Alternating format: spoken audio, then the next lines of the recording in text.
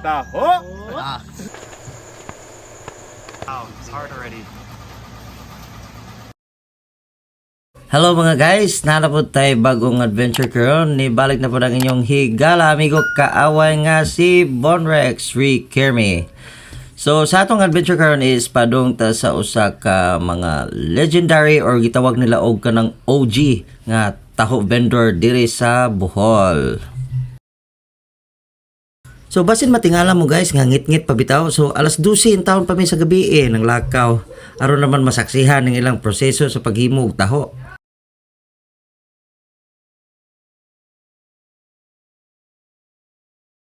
So as always guys, I'm your Sherpa, di ba? Pero slash driver di pod ko, all around na di ay. Hey.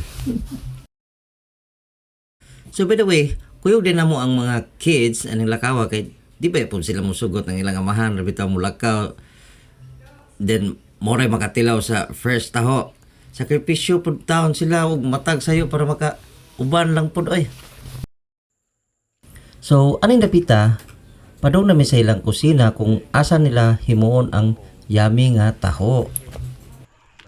So, kunting kalaman guys na ang tapioca balls di ay hinimo ni sa balanghoy or cassava root. Charot, mura pag tinoda. Mura ko po to. So, sa soybeans sa puta guys, ilan ang gihugasan og ikatulo before nila gigaling para gyud mahinlo bitaw unya ma-purified ang flavor gyud. Di ba? Klaro na. So, karon kay na curious naman sila sa lasa sa soybeans. Aw unsa pa man di ay tilawan largo. Aw mura gyud og beans ay. Mura kuno green pero white. Aw unsa to?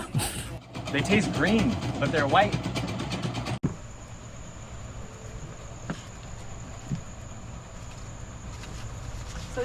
So, tanawan ninyo guys, mauni ang resulta sa kada adlaw nga pagbaligya o pag-alsa-alsa sa taho.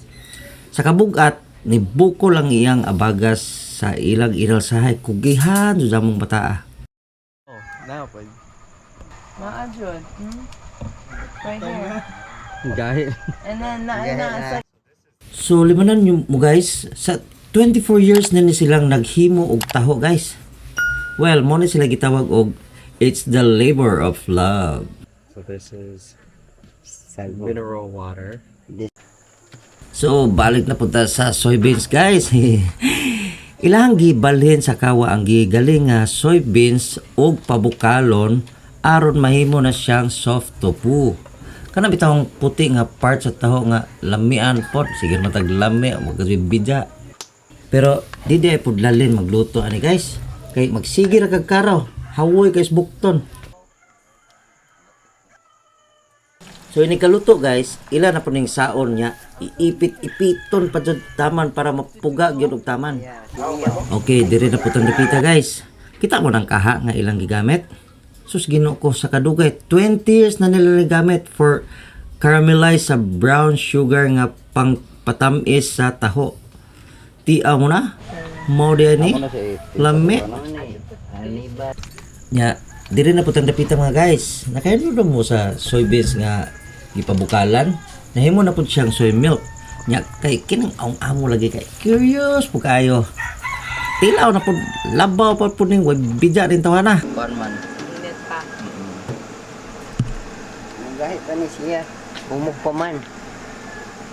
Di pa ko yung gahit. So, amo gyud nasaksiyan ang lasa. So good jud kaayo eh. So, mao na to guys. Mao na itong madunggan sa kadaplinan sa kalsada kada adlaw nga nemo singgit og taho. Taho. Taho.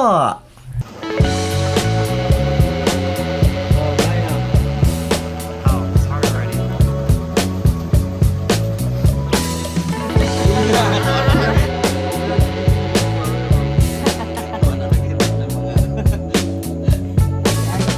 Be fired. Fired.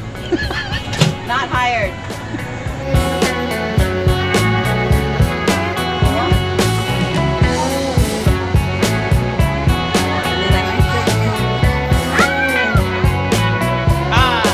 ate it herself.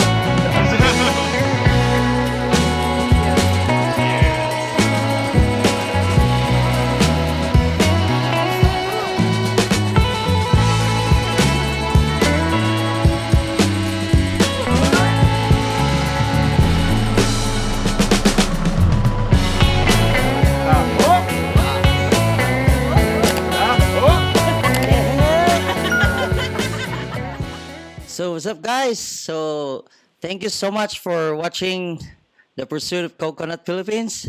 So, hinotunta nga padayon ang inyong suporta para inyo pong masuportahan ang among channel para sa sunod na to nga adventure o uban pang mga buluhaton nato dire sa Bohol, no?